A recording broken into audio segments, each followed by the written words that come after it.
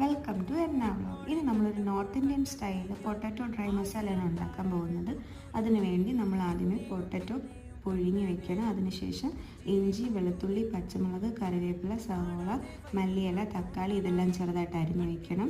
നമ്മൾ ഒരു പാത്രത്തിലോട്ട് എണ്ണ ഒഴിച്ച് കടുക് പൊട്ടിച്ച് ഇഞ്ചിയും വെളുത്തുള്ളി ഇട്ട് വഴറ്റി അതിനകത്തോട്ട് നമുക്ക് പച്ചമുളക്, കറിവേപ്പില, സവോള ഇട്ട് നന്നായി വഴറ്റി ലേശം ഉപ്പും കൂടി ഇട്ട് വഴറ്റുക.